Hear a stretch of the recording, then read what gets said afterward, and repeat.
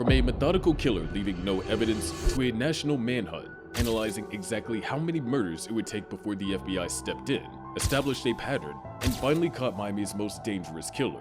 In this video, we're examining the exact timeline of how long it would take for the Federal Bureau of Investigation to catch Dexter Morgan using real FBI protocols, jurisdiction rules, and serial killer investigation procedures. We'll go through his kills chronologically, analyze when local law enforcement would escalate to federal attention, how many victims it would take to establish a pattern in VICAP, and the investigative steps that would lead to his capture. Dexter Morgan's operation within Miami-Dade County gave him a massive advantage that would delay FBI involvement by years, because the FBI cannot take over local murder investigations without being invited. Under Title 28 U.S. Code Section 540B, the FBI cannot formally assume control of serial killing investigations without a request from the head of law enforcement agency within jurisdictional authority. The FBI's role in serial murder cases evolved slowly through the 1900s. In the Bureau's earliest days, violent crimes only fell under FBI jurisdiction if they occurred on government property, the high seas, or certain Indian reservations.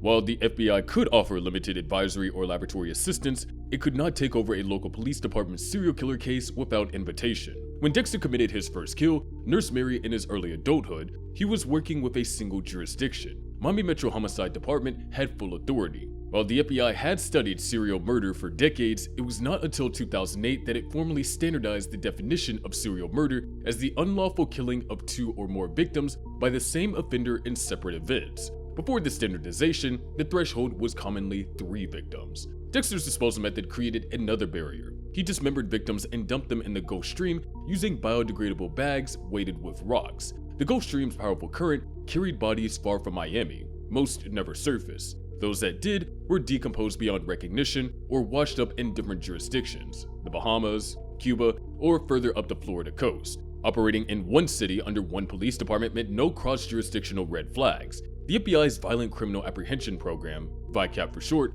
was established in 1985 specifically to help law enforcement agencies identify serial killers operating across multiple jurisdictions. However, VICAP does not automatically identify serial killers. It depends entirely on local agencies recognizing potential linkages and submitting detailed case data. A Los Angeles detective named Pierce Brooks originally envisioned VICAP in the 1950s after realizing serial killers like Harvey Glattman could operate undetected because the approximately 16,000 separate law enforcement agencies nationwide couldn't communicate effectively. Ted Bundy famously exploited these jurisdictional gaps, moving from Washington to Oregon to Utah to Colorado to Florida. Each state investigated their murders independently. Dexter never needed to cross state lines. All of his crimes fell under Miami Metro's jurisdiction. No other agency was looking for similar cases. No VICAP alerts, no interagency task force. Just one police department investigating separate, seemingly unrelating missing persons cases with no bodies. FBI involvement wouldn't begin for years,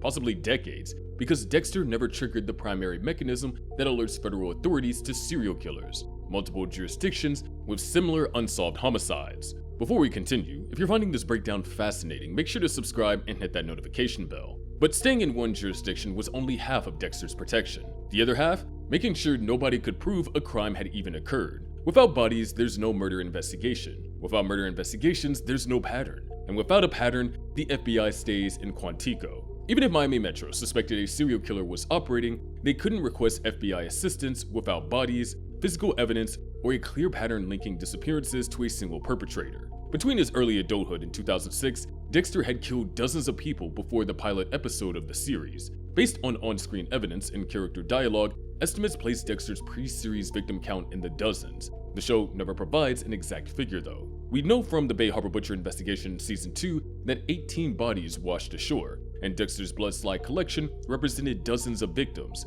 though the series never confirms that each slide corresponds to a unique kill. The Dexter Wiki documents many early victims: Alex Timmons, the first blood slide in mid-1990s, Gene Marshall, Coleman and Max Lindquist from 2000, Larry Muir, also 2000, Anthony Rodrigo, 2002, Cindy Landon, 2004, and other named victims whose blood slides appeared on FBI whiteboards during Season 2's investigation. But here's the critical fact: none of these people were connected as victims of the same killer until Season 2, Episode 1, when those 18 bodies washed up on shore over several weeks. Before that, they were missing person cases. No pattern, no bodies, no crime scenes, no evidence. The FBI's 2008 report, Serial Murder: Multidisciplinary Perspective for Investigators, states that identifying murders as the work of a serial killer is the first challenge an investigation faces, especially if victims come from marginalized or high-risk populations. The report emphasizes that cases are normally linked through forensic or behavioral evidence.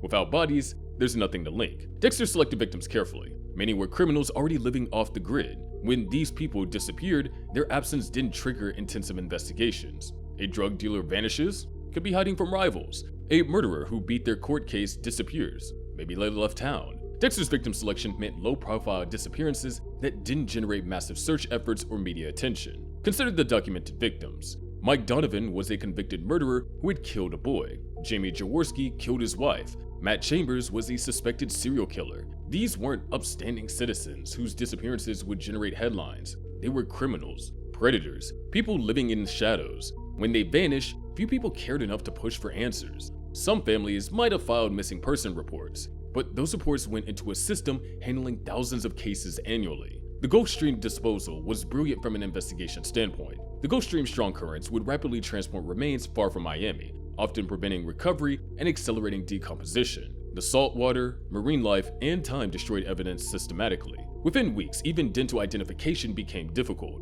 Fingerprints were impossible, and DNA degraded. The plastic bags Dexter used were biodegradable. They'd break down over time, releasing the dismembered remains to scatter across the ocean floor or wash up as unidentified pieces on distant shores. The rocks he used as weights would eventually separate as the plastic deteriorated. Marine life would scatter remains further. The methodology was forensically sound for a killer trying to avoid detection. Miami Metro couldn't request FBI help because they didn't know they needed it. They had missing person cases, not connected homicides. VICAP analysts at the FBI's Critical Incident Response Group in Quantico wouldn't flag anything because nothing was being entered as linked crimes. Local detectives investigating separate disappearances had no reason to think one person was responsible. The FBI's VICAP database only helps when agencies recognize patterns and submit cases. Miami Metro had no pattern to recognize, just individual missing person reports scattered across 15 years, involving people from different demographics, different parts of the city, with seemingly nothing connecting them except that they all committed serious crimes that went unpublished. The FBI wouldn't be alerted or involved in any capacity until bodies were discovered and forensically linked to the same offender. This would take 15 years from Dexter's first kill. For 15 years, Dexter operated in perfect obscurity. No bodies, no connections, no federal involvement. Then something happened that Dexter couldn't control. The ocean gave back what he'd taken. And when those bodies started washing ashore in 2007, everything changed. The FBI only became involved in catching Dexter after 18 bodies washed ashore in Season 2, establishing an undeniable pattern that required federal assistance. Season 2, Episode 1, It's Alive, showed the first bodies from the Bay Harbor Butcher washing up on Miami beaches. The bodies were dismembered, wrapped in plastic, and clearly showed the same methodology. FBI Special Agent Frank Lundy arrived in Season 2, Episode 2 to assist Miami Metro with the investigation. Lundy was a veteran serial killer investigator who recognized the pattern immediately. The Bay Harbor Butcher case had distinctive characteristics. All victims were found in biodegradable plastic bags. All were dismembered in the same methodical pattern. All showed evidence of being sedated with M99, an animal tranquilizer, and all had a small blood sample removed from the right cheek. These signature elements are exactly what VICAP was designed to identify, behavioral patterns indicating a single offender. During the investigation, the FBI forensic analysts officially identified 18 confirmed victims, though investigators believed the true number was higher. Agent Lundy's team created detailed victim profiles, established timelines, and used behavioral analysis to predict the killer's characteristics. The FBI's involvement brought resources Miami Metro couldn't provide alone: national database access, behavioral profiling expertise, and specialized forensic capabilities. This represents the exact scenario the FBI was designed to handle. The Violent Criminal Apprehension Program maintains a nationwide repository containing approximately 85,000 violent crimes. VICAP crime analysts examine homicides, sexual assaults, missing persons, and unidentified bodies to identify potential similarities. The program works by determining connections between cases based on modus operandi, victimology, physical evidence, suspect description, and suspect behavior. The Bay Harbor Butcher bodies triggered every VICAP red flag. Multiple victims discovered in the same area over a short period. Identical disposal methods, clear signature behavior. This was a textbook case for FBI assistance. Local law enforcement agencies can submit cases to VICAP through a web-based system called VICAP Web, which collects detailed crime scene descriptions, victim and offender descriptive data, laboratory reports, criminal history records, court records, news media references, and crime scene photographs. The FBI also brought its Behavioral Analysis Unit into play. BAU analysts from the National Center for the Analysis of Violent Crime provided criminal investigative analysis, examining the offender's motives, victim selection, level of sophistication, and behavioral patterns. They determined the killer was highly organized, had forensic knowledge, potentially worked in law enforcement, and operated with extreme precision. The FBI's behavioral profilers used decades of research into serial killer psychology, studying patterns from hundreds of solved cases to build profiles of unknown offenders. Agent Lundy represented the FBI's best. His experience with serial homicide investigations meant that he understood the psychological makeup of killers like Dexter. He knew to look for someone with routine access to crime scenes, someone who could blend into investigations, someone with forensic awareness. The profile was narrowing correctly. In Season 2, Episode 8, Morning Comes, Lundy specifically noted that the killer had knowledge of law enforcement procedures and likely worked in forensics or criminal justice. Under normal circumstances, a case with these characteristics would have been solved relatively quickly. The FBI's involvement meant massive resources, forensic teams from the FBI Laboratory Division in Quantico, behavioral profilers trained in criminal psychology, database analysts running queries through CODIS and BICAP, and interagency coordination bringing together Miami Metro, the Coast Guard, and surrounding jurisdictions. The investigation had momentum. They were closing in on the truth, but Dexter had one advantage the FBI didn't account for. He was part of the investigation team, working as Miami Metro's blood spatter analyst on the very case designed to catch him. He attended briefings, heard theories, saw evidence, and knew exactly how close they were getting. He could subtly redirect attention, volunteer for assignments that let him control evidence, and maintain his cover by being helpful and visible. The FBI profiles organized killers versus disorganized killers. Dexter was organized to an extreme degree because he had inside information about the hunt. The FBI became involved after approximately 15 years and dozens of victims, triggered only when physical evidence, the bodies, established an undeniable pattern. Under normal circumstances, FBI involvement could have narrowed the suspect pool within months and led to identification with 1 to 2 years, depending on evidence flow. But Dexter's inside position as a forensic analyst gave him access to investigation details, evidence handling, and the ability to subtly misdirect the inquiry. Before we move on to the final phase, drop a comment down below. If Dexter didn't work for Miami Metro, how much faster would the FBI caught him? Drop your theories. The FBI had the resources,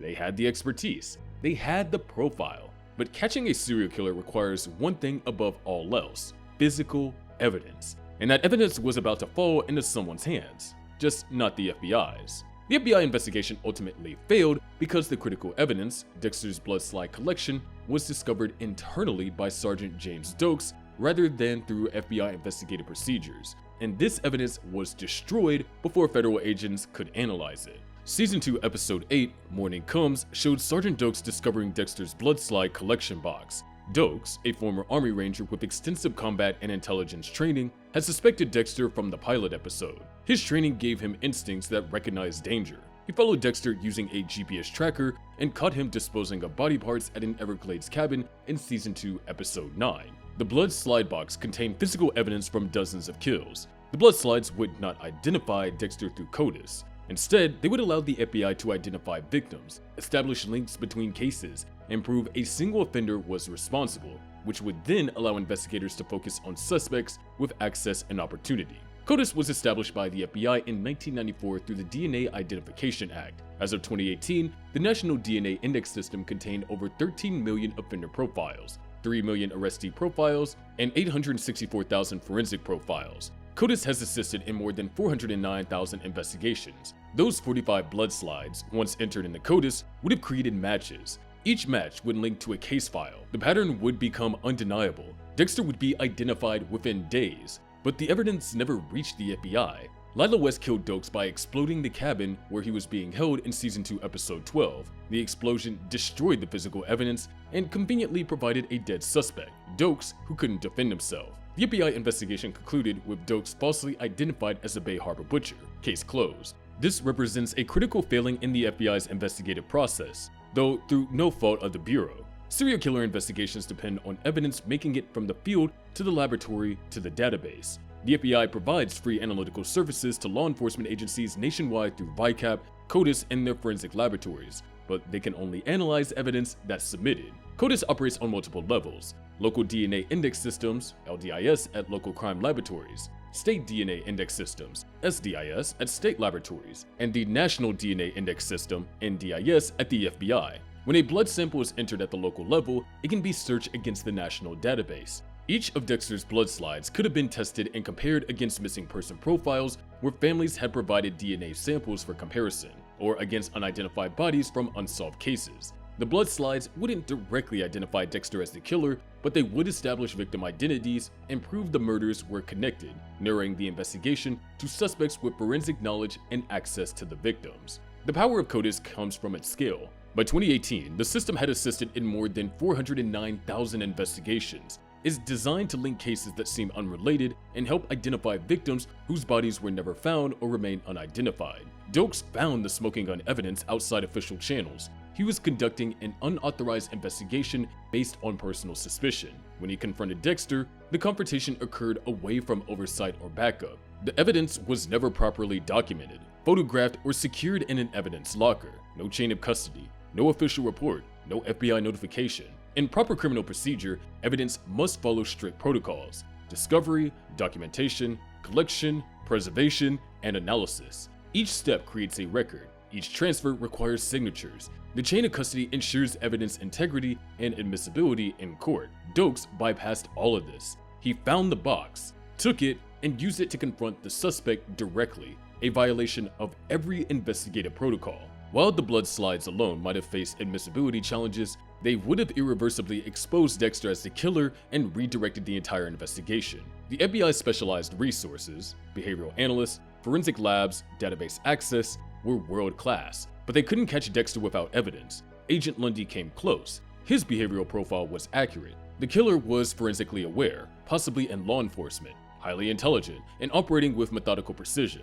But profile accuracy doesn't equal identification without physical proof. You can't arrest someone based on fitting a psychological profile. You need physical evidence linking them to crimes. The blood slides were that evidence. The FBI investigation was progressing correctly using established protocols. They needed 18 bodies to recognize the pattern, requested local law enforcement invitation to participate, deployed resources appropriately, and were building towards identification. Under normal circumstances, the timeline from FBI involvement to potential capture could have been 6 months to 2 years, but the internal discovery and destruction of evidence by someone outside the official investigation prevented what could have been a successful federal case. So we established how long it took the FBI to get involved with Dexter's actual operations. But what if things had been different? What if Dexter made one crucial mistake that serial killers throughout history have made: crossing state lines? If Dexter had operated across state lines instead of staying in Miami, the FBI would have been involved after just 3 to 5 kills and could have caught him within 1 to 2 years. The FBI's Highway Serial Killing Initiative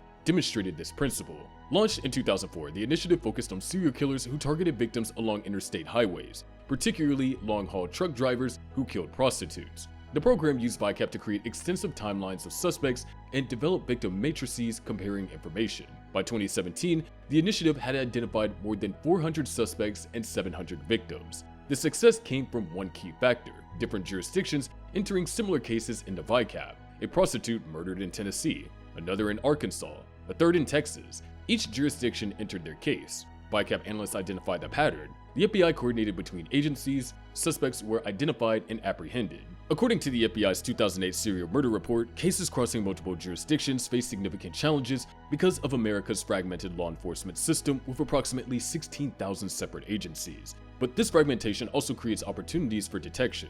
Multiple agencies investigating similar crimes increases the chance that someone will notice the pattern and report it to VICAP. Dexter's single jurisdiction operation was his greatest protection. If he had killed a criminal in Miami, then another in Fort Lauderdale, then Tampa, then Jacksonville, the FBI would have been notified immediately. Each city's homicide department would have entered unsolved cases into VICAP. The signature elements, plastic wrapping, dismemberment pattern, sedation method, blood sample removal, would have flagged as matches. VICAP crime analysts monitor the database specifically looking for these connections. Their job is to find cases in different jurisdictions that might be linked. When they identify potential matches, they contact the respective agencies and facilitate information sharing. The FBI can then be requested to assist, bringing federal resources to bear. Multi-jurisdictional cases also generate more media attention.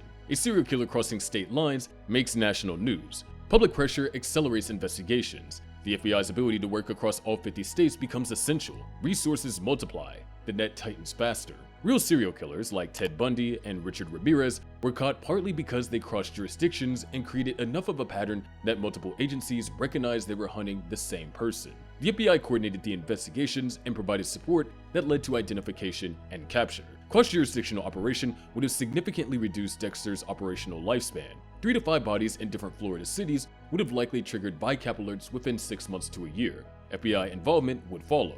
Behavioral profiles, forensic analysts, and interagency coordination could have identified Dexter as a person of interest within 1 to 2 years. His position at Miami Metro would have made him a suspect rather than a shield, because he'd have access to information from multiple jurisdictions that an outsider wouldn't have. Now, let's put it all together. The complete timeline, from that first kill in 1991 to the moment federal agents would have walked through Miami Metro's doors with an arrest warrant. Here's exactly how long it would have taken the FBI to catch Dexter Morgan. Under realistic FBI investigation protocols, accounting for Dexter's advantages and methods, the complete timeline from first kill to federal capture would have involved dozens of victims over 15 to 17 years, culminating in potential arrest within 1 to 2 years of FBI involvement had the investigation not been compromised by internal interference. Let's map the actual chronological progression. From 1991 to 2006, 15 years, dozens of kills. This is the local jurisdiction phase. Miami Metro handled disappearances as unconnected missing person cases.